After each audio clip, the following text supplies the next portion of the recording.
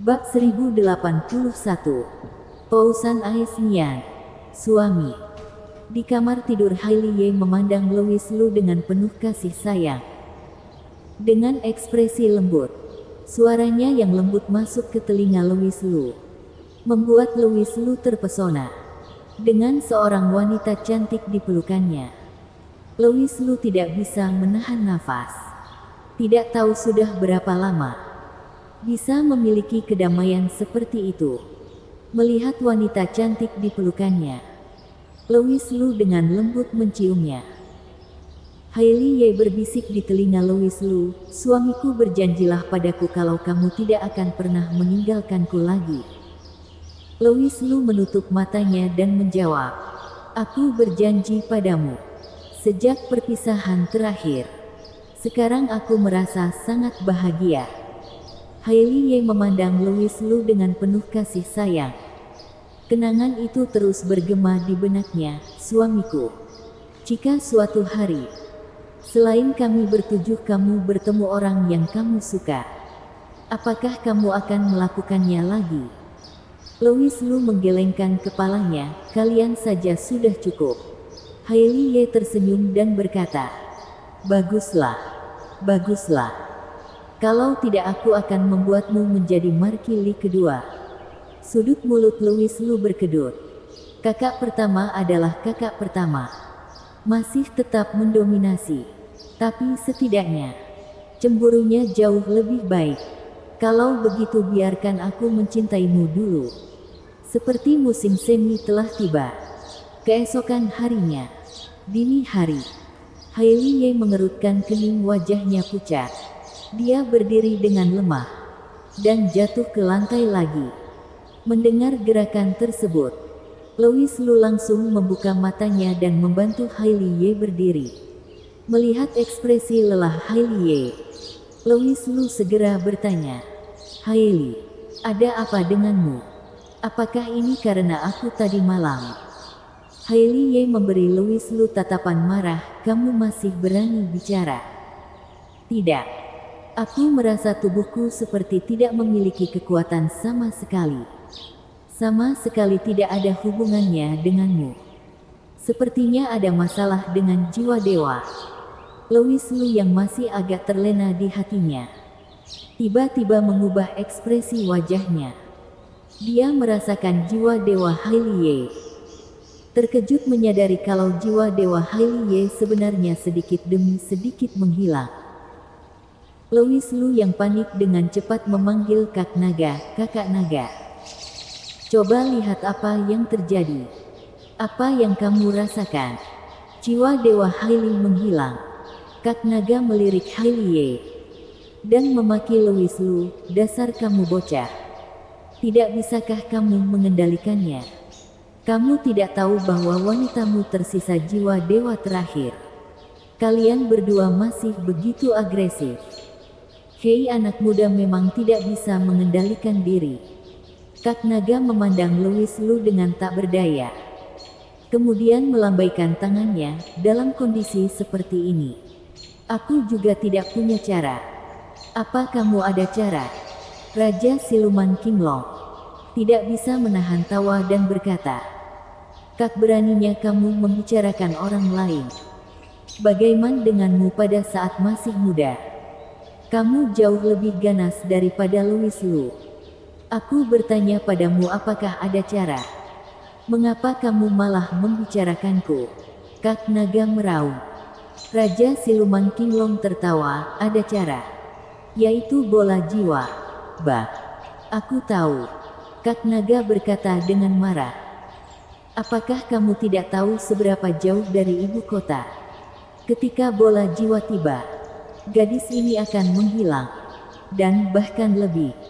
Apakah Pak Tua itu bersedia mengeluarkan bola jiwa? Mau bagaimana lagi?"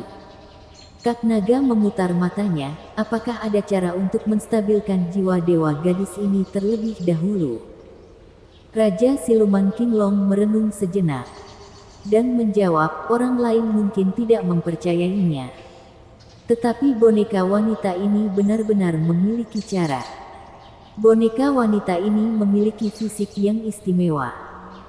Jika kamu menggunakan Tousan Aismian, kamu mungkin dapat menstabilkan itu. Setidaknya bisa mempertahankan jiwa dewa untuk sementara waktu. Louis Lu bertanya dengan gugup. Di mana Tousan Aismian? Jangan panik.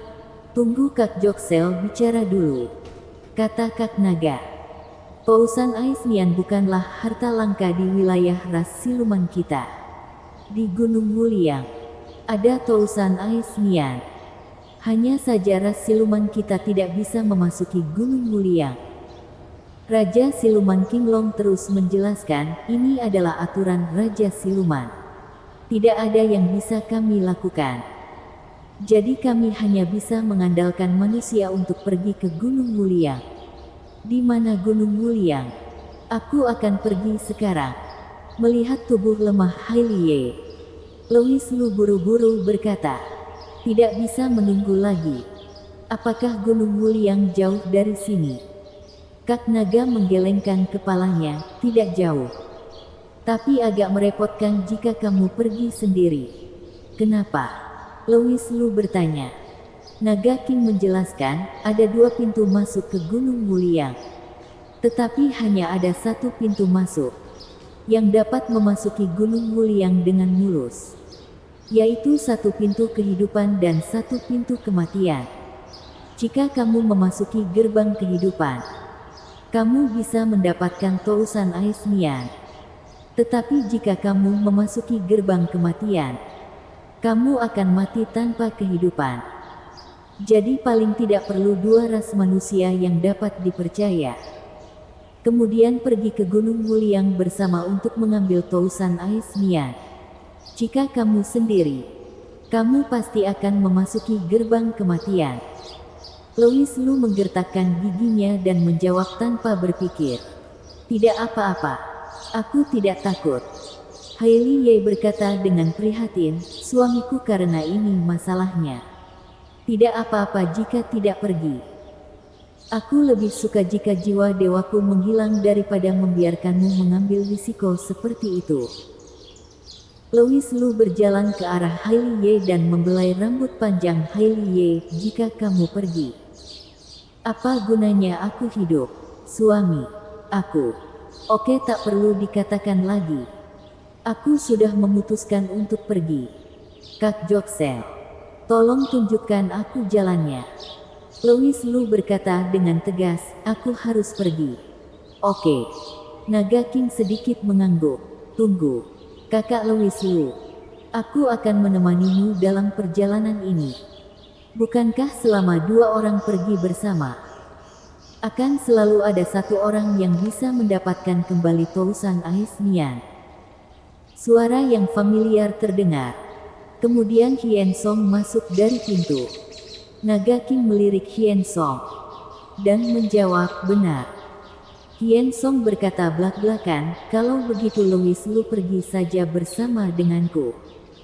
Kakak Song, bagaimana ini mungkin? Seru Louis Lu.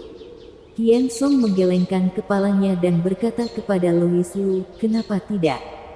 Kakak Louis Lu, hidupku diselamatkan olehmu. Tanpamu, aku sudah lama mati karena ras iblis.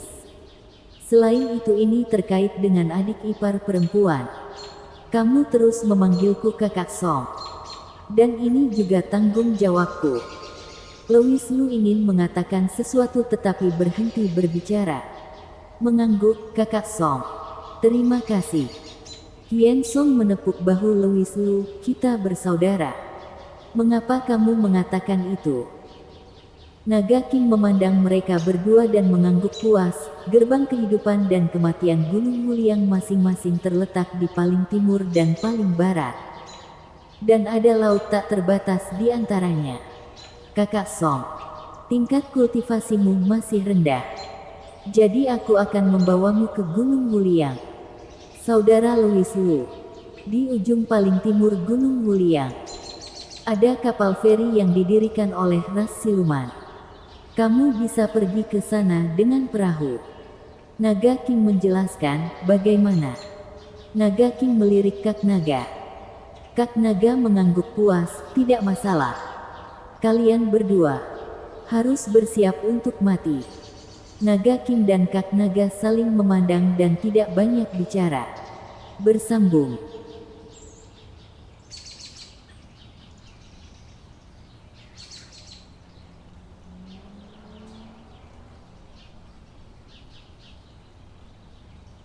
Bab 1082. Legenda Kak Naga. Louis Lu melakukan perjalanan siang dan malam dengan kecepatan penuh dan membawa Siriha lebih dari 3000 mil dalam satu malam ke tepi wilayah Naga King. Untuk menuju Gunung Wuliang, kamu harus melewati wilayah Naga King, lalu naik perahu untuk melintasi jalan laut sepanjang ribuan mil. Di feri ada banyak kapal yang diparkir. Kapal ini pada dasarnya adalah kapal yang berangkat dari wilayah Naga King ke wilayah. Mereka akan melewati Gunung Wuliang dalam perjalanan. Jadi kapal apapun bisa melakukannya. Letaknya tidak jauh dari Gunung Wuliang dan hampir setengah hari perjalanan. Meski sangat mendesak, namun dari segi waktu masih tepat waktu. Ketika semua orang tahu bahwa Louis Lu akan pergi ke Gunung Wuliang, mereka tidak terlalu kaget, karena Gunung Wuliang kaya akan sejenis kristal misterius, yang setara dengan kristal alam bawah. Banyak bangsawan akan mengirim orang ke Gunung Wuliang untuk mengumpulkan kristal, untuk membuat perhiasan yang indah untuk ditukar atau diberikan kepada orang. Louis Lu tampak biasa dan tidak berkomunikasi dengan orang luar. Perahunya sangat besar dan dapat menampung ratusan orang. Ada banyak ras siluman dan bangsawan yang pergi ke Gunung Wuliang. Ada lebih banyak ras siluman dari kediaman Naga King di dalam Gunung Wuliang. Suara wanita yang akrab terdengar. Louis Lu melihat dengan rasa ingin tahu ke sumber suara itu. Suaranya kuat namun lembut. Kiroh Liu. Kenapa dia di sini? Untungnya sebelum Louis Lu naik ke perahu, dia sengaja mengubah penampilannya. Dia juga menunjukkan wajahnya dalam perang itu dan mengubah penampilannya untuk masalah yang tidak perlu. Saat ini Kiroh Liu menyamar sebagai seorang pria, mengenakan jubah perang putih, dengan wajah tampan, namun dengan sentuhan pesona. Saat berjalan melewati Louis Lu, dia mencium aroma segar. Sebagai pengawal, mengapa dia tiba-tiba datang ke sini? Bagi identitas Kiroh Liu, Louis Lu masih memiliki beberapa keraguan. Sebelumnya Kiroh Liu mengikuti An Mo Xuan, namun dalam sekejap dia menjadi pengawal pribadi Raja Iblis Suzaku, yang membuat orang curiga. Apakah dia datang ke sini atas perintah Raja Iblis Suzaku? Alasan mengapa Louis Lu memiliki sedikit terkesan dengan Kiroh Liu adalah karena Kiroh Liu sangat mirip dengan Sali. Selain itu, Louis Lu juga mewaspadai Kiroh Liu Prin. Setelah menaiki perahu, Kiroh Liu tampak mencari sesuatu. Entah kenapa setelah melihat Kiroh Liu, Louis Lu merasa resah. Namun perahu sudah mulai berlayar. Meski turun sekarang pasti akan menarik perhatian Kiroh Liu. Apa yang dia pikirkan terjadi? Mata Kiroh Liu tiba-tiba tertuju pada Louis Lu, membuat Louis Lu sedikit kesal. Louis Lu kali ini tidak ingin menimbulkan masalah demi Tousan Aesnian. Dia tidak ingin menunjukkan kekurangan apapun. Ada apa? Louis Lu menatap mata Kiroh Liu dan bertanya. Kiroh Liu memandang Louis Lu sejenak, lalu membuang muka. Kiroh Liu melihat ke semua orang di kapal, kemudian mengarahkan pandangan pada semua orang. Louis Lu tiba-tiba tersadar. Kiroh Liu jelas bekerja bukan karena perintah Raja Iblis Suzaku. Sebab, sebagai pengawal pribadi Raja Iblis Suzaku, sama sekali tidak perlu menyembunyikan identitasnya. Dia menatap semua orang di kapal. Dia mungkin punya suatu rahasia untuk pergi ke Gunung Wuliang. Karena itu, Louis Lu semakin yakin bahwa dia tidak boleh mengungkapkan apapun. dan tidak boleh membiarkan Kiroh Liu mengetahui identitasnya. Kalau tidak, pasti akan merepotkan saat itu. Dalam perjalanan menuju Gunung Wuliang, Kiroh Liu tidak makan apapun, hanya makanan kering yang dibawanya. Lambat laun dia juga mengendurkan kewaspadaannya, dan matanya tidak setajam sebelumnya. Untuk menghindar, Louis Lu juga berbaur dengan orang-orang di dalam. Ras iblis telah menyerang ras siluman kita baru-baru ini. Apakah mereka akan berperang? Kata seseorang. Kudengar Jenderal Gunung Duanbei sedang panik. Louis Lu tercengang sejenak. Ras iblis menyerang ras siluman. Ini terlalu luar biasa. Sejak datang ke ras siluman, yang dia lihat adalah kekuatan ras siluman. Tidak peduli seberapa kuat An Mo Xuan, dia tidak akan bisa. Ras siluman lain berkata, dikatakan ras iblis dan ras manusia menemukan susunan teleportasi yang berada di area kekuasaan Suzaku dan Fox Demon City. Datang ke ras kami siluman beberapa hari yang lalu, dan hampir merebut wilayah ras siluman. Aku juga dengar bahwa jika bukan karena Kak Naga dari Naga King, sepertinya Fox Demon City akan menjadi milik ras iblis. Bukan hanya dari Kak Naga dari Naga King. Aku mendengar dari teman-teman ras siluman bahwa Kak Naga hanya meludahkan saja sudah bisa memusnahkan setengah dari ras iblis. Kak Naga kembali. Kalau begitu ras iblis berani mengalahkan ras siluman kita hanya untuk mencari kematian. Ya, aku mendengar dari para tetua di keluarga bahwa Kak Naga bertarung melawan Kaisar Iblis selama 3 hari 3 malam. Dan dia masih tak terkalahkan pada akhirnya. Omong kosong.